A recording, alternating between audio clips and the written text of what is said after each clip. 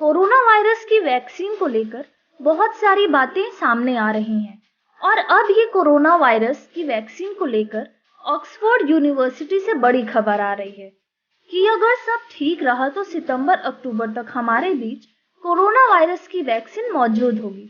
ऐसी कई खबरें तो आप सुन ही रहे होंगे। कई जगहों पर ऐसा कहा भी गया है, लेकिन पूरा मुद्दा क्या है और इन्होंने वैक्सीन कैसे बनाई? सबसे पहले इस वैक्सीन को तैयार किया गया, फिर तैयार करने के बाद बंदरों पर इसका परीक्षण किया गया। रेसिस मंकी पर इसका परीक्षण किया गया। रेसिस मंकी पर इसलिए क्योंकि ये बंदरों की प्रजाति है, हम इंसानों से मिलती जुलती होती है।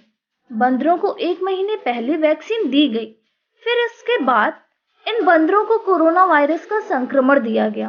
1 महीने से ज्यादा बीत चुका है, लेकिन बंदरों में कोई भी लक्षण नहीं देखे गए हैं, मतलब कोई भी संक्रमित नहीं हुआ है।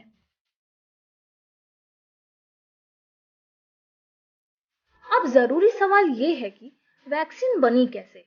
आमतौर पर जो वैक्सीन बनाने का तरीका होता है वो ये होता है कि वैक्सीन को जिस वायरस की वैक्सीन बनाई जा रही है उस वायरस को एक कंट्रोल रूम में डालते हैं, फिर उस वैक्सीन को इंसानों के शरीर में डाला जाता है। वायरस अपना काम शुरू करता है और खुद के ही खिलाफ एक रोग प्रतिरोधक क्षमता इम्यूनिटी उत्पन्न करता है। यहाँ पर ऐसा नहीं किया गया।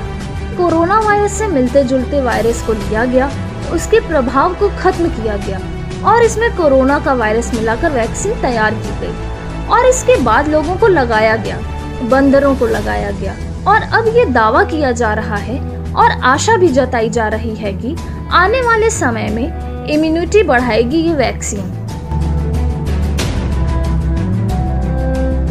बंदरों की सफलता के बाद ह्यूमन ट्रायल शुरू हुआ है। 22 अप्रैल को 2 लोगों को पहले वैक्सीन का डोज दिया गया और 2 दिन बाद 1100 लोगों को वैक्सीन का डोज दिया गया।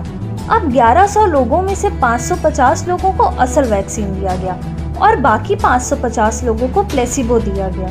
प्लेसिबो क्या होता है इसे भी समझिए।